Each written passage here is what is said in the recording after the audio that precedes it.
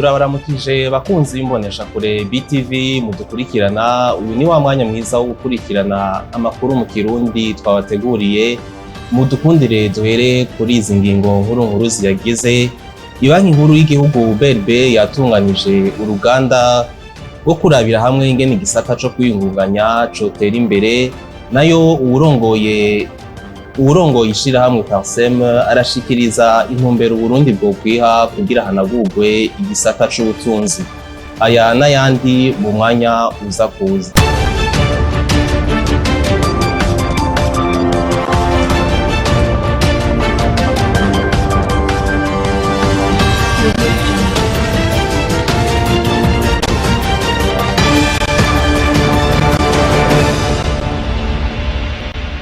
Dusubire tubaha ikaze mwebwe mwese mudukurikirana. Ibanki nkuru y'igihugu BRB yatunganije uruganda rwo kurabira hamwe ingene igisata co kwiyungunganya cotera imbere. Ni inkuru twateguriwe na Kazemwami Peniela. Ibanki nkuru y'igihugu BRB yatunganije uruganda rwo kurabira hamwe ingene igisata co kwiyungunganya mu Burundi cotera imbere. Ku bwa Dieudonne Murengerantwari, umuyobozi w'ibanki nkuru y'igihugu, avuga ko hacibonekeza akarusho mu bijanye no guhanahana amafaranga biciye mu buryo bwa none mu makomine yose agize igihugu, ariko urugero rwo gukoresha mu mabanki ari ruto cane kandi abarundi bakiri inyuma mu bijanye no kwirangurira imigambi yabo. Akamenyesha ko boshira hamwe inguvu kugira bashire hamwe umugambi kugira ngo buguruze n'amakonti yabo. Urwo ruganda rukaba rwatunganijwe mu minsi 2, rukaba rwatumiwemwo n'ibihugu vya Afrika. Zibonekeza mu gihugu c'u Burundi harimwo iduzwa ry'ibiciro ridasanzwe ku bidandazwa bimwe bimwe. Ubukene buguma bwiyongera uko imisi ihashize.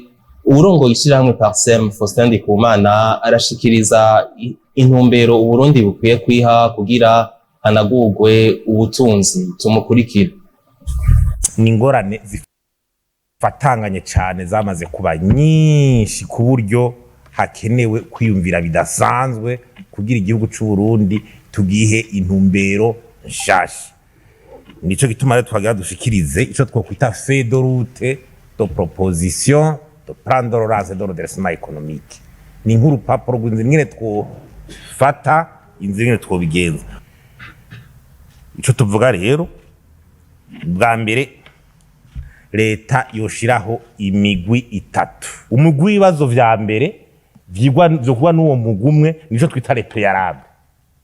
Ubwa mbere dutegeza kuraba ingene ibijanye na cohesion. Aka kahise nibi vya 2015 ntidushobora kuguma ibi kahise ni vya 2015 bibandanya bivugwa abantu mengo bariko bararaba nayingwe bitegeza guhe. Ikindi kibazo kimuri uwo mugwi ni ibijanye na espace politique n'ivy'amatora ingene bidasubira guteranya abarundi. Ikigira gatatu ni intumbero kubijanye n'igiturire, kurondera uburyo bwo hanze. Aya madovize agumabura strategie dufise niyi. Ubugira kabiri nukura none turavyo dufise potentialite. Niye secteur zo tuzadira croissance mu Burundi dushira imbere. Igira gatatu ico bita evaluation des dividendes de développement. Iyo croissance urondera non iba partage gute uhera he. C'est de référence ma statistique. Dushaka abanyagihugu bafungura kangahe ku munsi kugira tuve kubabayeho neza. Nibi rero byo turavuga tuti todo kuvera tuko turavuga ivy'amadovize ngo turakura ibintu hanze hari ama indicateur ufatirako. Uri kuratubwira ko hari ibitoro canke biko biraza. Tubwire reserve doshanje muri BRB nyine zingana. Kenyezi bashika 120 bantaho nikora nibo bagiye gufashwa n'ishirahamwe na Sham Africa rifashwe mu mugongo n'ubuserukizi bwa Leta Zunze Ubumwe za Amerika mu Burundi.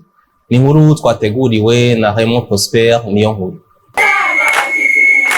Ishirahamwe na Sham Africa rifashwe mu mugongo n'ubuserukizi bwa Leta Zunze Ubumwe za Amerika mu Burundi bwatanguje icese umugambi wo kwitaho abakenyezi ntaho nikora mu kubaronsa uburyo n'inyigisho kugira ngo birangurire imigambi y'iterambere no gukingira ibidukikije. Kubw'umuyobozi nshingwabikorwa wa na Sham Africa Ijimbere Arma, uyu mugambi ugamije guteza imbere umukenyezi ntaho nikora mu vy'ubutunzi no gukingira ibidukikije.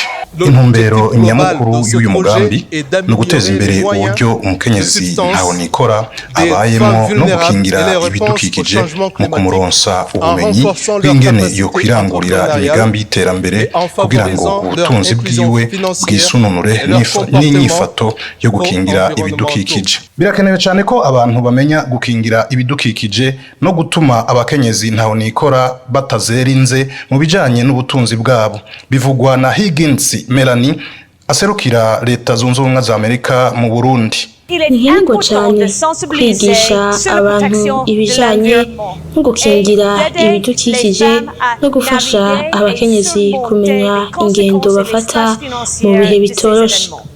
Leta Zunze Ubumwe za Amerika zariyemeje gufasha imigambi yo kwigisha no gufasha mu buryo abakenyezi batorohewe baronke ubushobozi bwo gukora urudandazwa kugira ntibazerinze mu by'ubutunzi. Kugira umukenyezi ashobore kwirangurira imigambi y'iterambere ategerezwa kubahirizwa mu gateka kiwe kugira ngo ubuzima butere imbere mu by'ubutunzi no mu kibano. Byashikirijwe na Hishakiye Claudine yaserukiye umushikiranganje w'agateka kazi na muntu. Umukenyezi kugira yiteze imbere bisabwa ko uburenganzira bwiwe n'agateka byubahirizwa kugira azane impinduka mu kuntu abayeho no mu butunzi. Ico gikorwa cabereye mu kigo nje mu bandi ca Nasham Africa catangujwe n'abakenyezi bashinze intahe ku vyiza Nasham Africa yabakoreye. Indwara ya hemorrhoide ni indwara idateba gukira igihe umuntu anyarukiye kwa muganga bikavugwa na muganga Boazi Nibitanga ongera akamenyesha ko mu kuyikingira umuntu yogerageza akanywa amazi menshi akarya n'ivyamwa. Tumwumvirize. Indwara ya hemorrhoide rero ni indwara ishobora kuvurwa kandi igakira. Rero umuntu ashobora kuyivura ugutandukanye, umuntu ashobora kuyivura akoresheje imiti yo kwa muganga isanzwe traitement medical.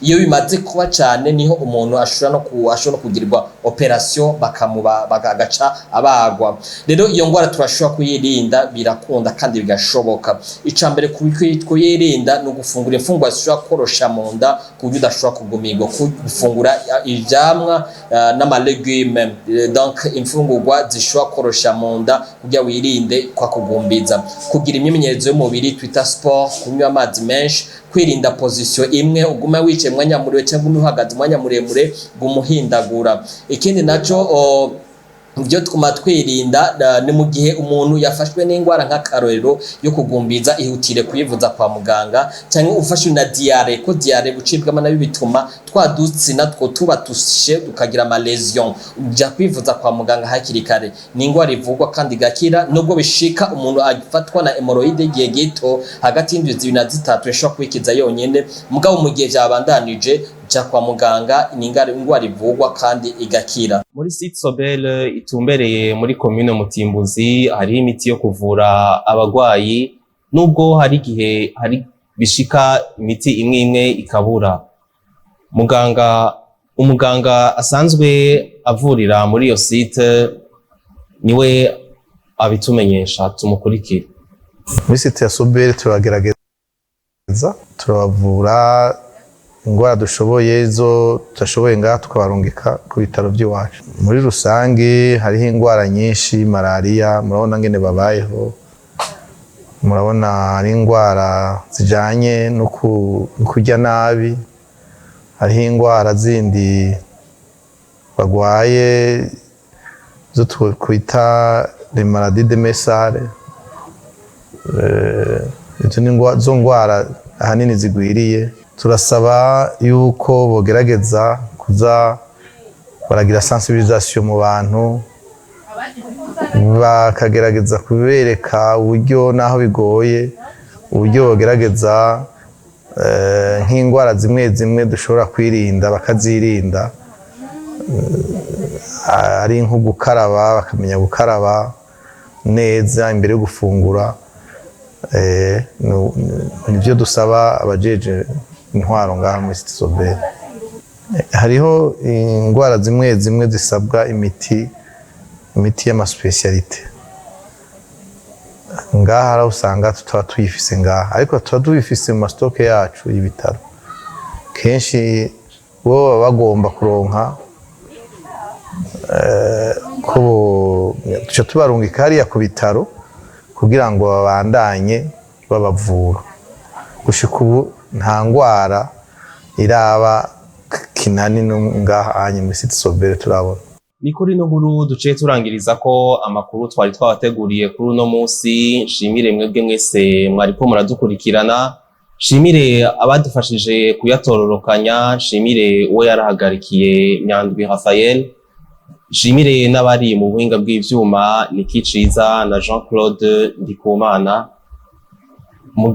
Mugire umugoroba mwiza mwese.